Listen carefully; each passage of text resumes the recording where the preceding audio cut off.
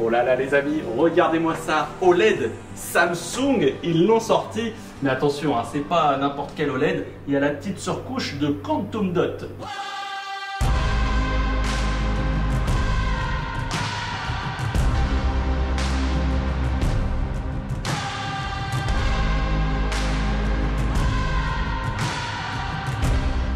Bonjour à tous, c'est Benji, bienvenue dans l'appart Cobra. Et allez, hein, c'est parti. OLED Samsung, les amis, c'est officiel, les précommandes sont lancées. Samsung vient de dire à Sony, attends mec, la techno, elle vient des labos de recherche Samsung Display. T'as cru qu'on allait te laisser sortir ton produit en premier? T'es un fou toi. Donc très bonne surprise. Et donc, eh bien, je me suis hâté d'aller dans les locaux de Samsung pour découvrir la bête. Voici ce qu'on peut en attendre.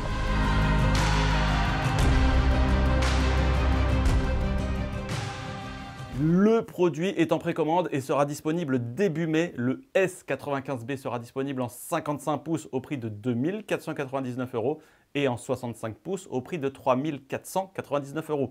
Petit bonus de précommande, la nouvelle barre de son compacte HWS60B sera offerte. Une barre de son qui m'en rappelle une autre. Je sais pas vous, mais...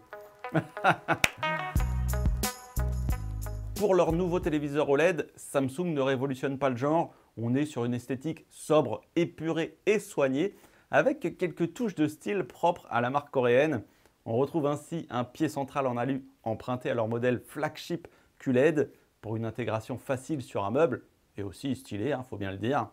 Un pied qui laisse également suffisamment d'espace pour ajouter une barre de son, contrairement au modèle de Sony. Belle finition alu tout autour de la dalle, mais également au dos. Donc la dalle est super fine. Cela dit, il faut bien évidemment placer toute l'électronique, la connectique et l'équipement sonore dans un coffret qui est à la base du téléviseur. Un coffret qui d'ailleurs reprend un petit peu les lignes et le style du boîtier One Connect. Mais au fait, c'est vrai, ça, il est où au fait le boîtier déporté One Connect là? Celui où on met toute la connectique dessus? Eh ben non, c'est au dos du téléviseur. Alors donc pour tous ceux qui, comme moi, rêvaient de voir un OLED avec un boîtier One Connect, c'est pas pour ce coup-ci.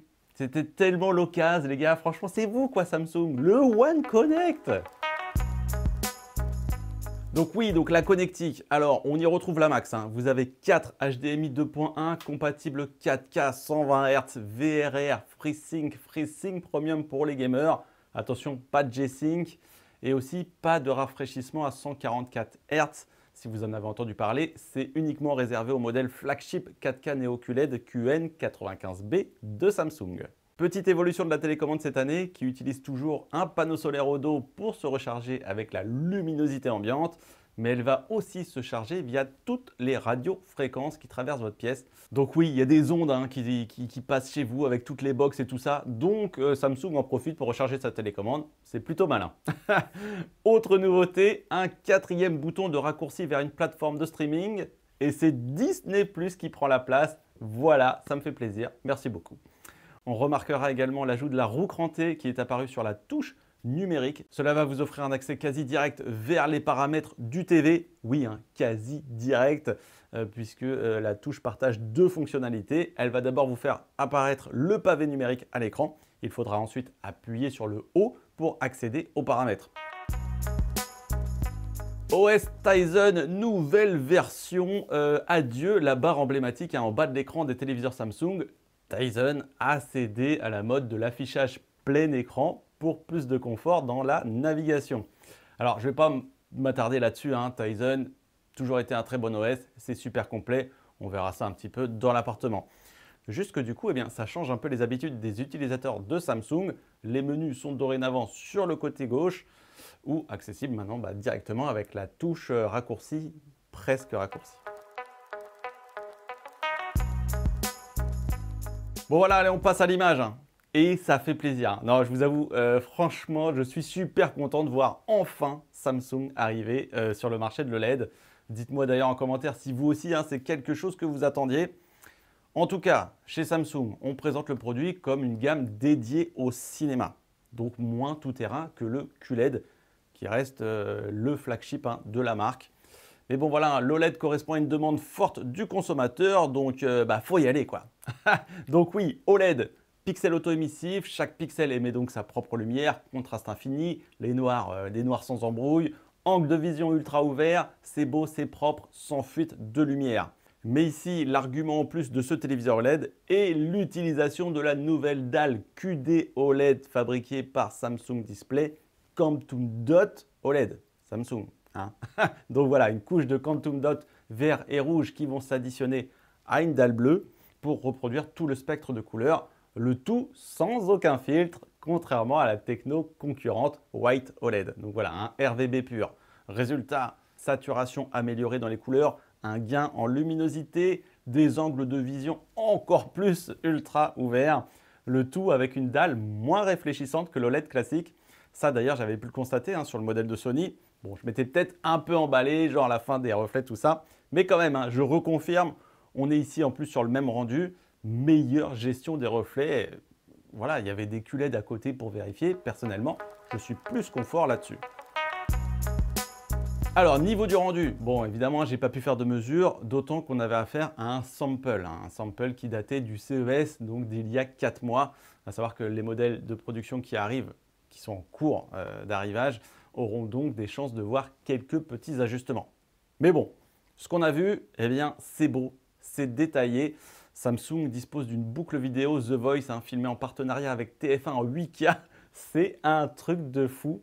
Bon, pour le coup, vu que c'est un téléviseur 4K, elle est downscale en 4K, mais franchement, ça envoie. C'est extrêmement détaillé, superbe dynamique, nuance dans les noirs et dans les dégradés de gris également. C'est assez dingue. Quand on regarde les sols, on a absolument tous les petits détails qui apparaissent. Aucune zone de boucher. On est très bien, les couleurs qui pètent aussi sans en faire trop. Et même en mode standard, franchement, on conserve quelque chose de très naturel. Et j'ai été surpris de la part de Samsung, c'est pas trop le style de la maison. Alors après, bien sûr, il y a des modes d'image. On retrouve le mode dynamique pour les fans d'herbe fluo. Mais aussi les modes cinéma et filmmaker pour les films. Je me suis mis d'ailleurs quelques extraits depuis une clé USB. Et encore une fois, pas déçu du résultat, très bonne dynamique et une luminosité qui doit être au niveau de ce que j'ai vu de mieux sur de l'OLED classique ou légèrement au-dessus. Bon, bien sûr, il faudra faire des mesures, à savoir que certains testeurs anglophones ont trouvé une valeur autour des 1000 nits sur une fenêtre de 10% en mode filmmaker. Donc on est très bien et on vérifiera tout ça avec un modèle en main. À savoir qu'au niveau du processeur d'image, celui qui effectue tous les traitements de mise à l'échelle, upscaling, fluidité, tout ça, il s'agit du même que celui qui équipe les nouveaux QLED de cette année, avec bien sûr une amélioration de la gestion et de l'analyse de l'image et des objets affichés à l'écran. Donc, hâte de tester tout ça. Pour les contenus HDR, eh bien Samsung reste fidèle à Samsung et au format HDR10, HDR10+. Donc non, pas de prise en charge du Dolby Vision. C'est comme ça. Le mode jeu, pas grand chose de plus à vous dire que ce que la connectique laisse passer, 4K, 120, FreeSync, VRR, ALLM. Voilà. Il y aura toujours un menu spécial gaming pour jouer sur les réglages en jeu. Et il y a également un truc intéressant à venir, une mise à jour en juin avec un Gaming Hub. Alors c'est quoi? En fait, c'est une plateforme de cloud gaming qui permettra de jouer sur des jeux vidéo en streaming sur son téléviseur, sur des plateformes telles que GeForce Now ou Stadia. Donc voilà, va falloir prévoir une bonne connexion. Bon, personnellement, j'ai jamais testé et j'imagine qu'il faut quand même que ça envoie. Bref, on regardera tout ça en juin. À savoir que votre manette pourra être identifiée par le téléviseur. Encore une fois, je n'ai pas la liste des manettes compatibles. Je vous tiendrai au courant dès que j'en sais plus. Alors, on retrouve le mode ambiant, les amis. Et je me suis dit, oulala, attends, un mode ambiant sur un OLED, à mon avis, il y a un truc. Alors, vous savez, le mode ambiant affiche des images statiques ou des animations, des légères animations toutes lentes, le genre de truc qu'on a tendance à éviter de jouer sur un OLED. Donc, j'ai demandé à l'activer pour voir ce que ça donne. Et oui, il y a un truc. Alors déjà, la luminosité de l'écran fait un véritable drop, c'est-à-dire qu'elle baisse significativement. Et ensuite, eh bien, la boucle change automatiquement toutes les minutes. Bon, mais quand même, ça dure, c'est pas mal, c'est pas mal. Donc oui, on est sur de l'OLED organique LED. Donc le marquage reste quand même une petite appréhension chez le consommateur. Donc Samsung, non, ne va pas vous garantir le produit 10 ans contre le marquage, contrairement au modèle QLED. Le téléviseur est donc pourvu de quelques fonctionnalités d'entretien de la dalle. Alors, je n'ai pas pu toutes les voir, Mais en tout cas, le décalage de pixels en fait partie, ainsi qu'une maintenance lors de la mise en veille du produit. Voilà, on n'a pas eu plus d'informations là-dessus pour le moment. On verra ça à la sortie. Côté son, le téléviseur est équipé en 2.2.2, c'est-à-dire que vous avez les surrounds, des basses et les effets verticaux. Le tout est logé dans le coffret à l'arrière du téléviseur avec une spatialisation gérée par l'Object Tracking Sound, la techno de Samsung, pour une bonne répartition des sons qui suit l'action. La bonne nouvelle, le Dolby Atmos est maintenant décodé directement par le téléviseur et vous pourrez en bénéficier sur toutes les plateformes de streaming. Pour ceux qui souhaitent ajouter une barre de son, et là je peux vous dire qu'il y a du très lourd qui arrive chez Samsung cette année, vous avez la technologie Q-Symphony 2 présente dans ce téléviseur qui permet de synchroniser la barre de son et les haut-parleurs du télé pour enrichir le son. Et alors, truc assez fou mis en place par Samsung cette année, c'est une communication sans fil entre le télé et la barre de son. Donc connexion sans fil Dolby Atmos, qui sera d'ailleurs disponible sur le OLED mais aussi sur une gamme de TV Samsung et leur barre de son. Donc le truc super cool, c'est que ça vous laisse de libre vos 4 ports HDMI 2.1. Plutôt cool. En ce qui concerne le rendu, je préfère pas trop me prononcer. On était quand même dans des conditions pas optimales pour juger la qualité sonore du produit. Donc on va attendre de le voir ici pour se faire un avis. Bon alors, conclusion, mes premières impressions finalement sur le Samsung OLED. Alors j'anticipe une petite question avant, parce que je vous vois venir. Benji, t'as vu le Sony QD OLED, t'as vu le Samsung QD OLED, qu'est-ce que t'en penses, c'est lequel le meilleur? Bon, je vais quand même me garder une petite réserve en ce qui concerne la qualité d'image et le processing. On va attendre d'avoir les produits finaux et de pouvoir les tester ici correctement dans l'appartement.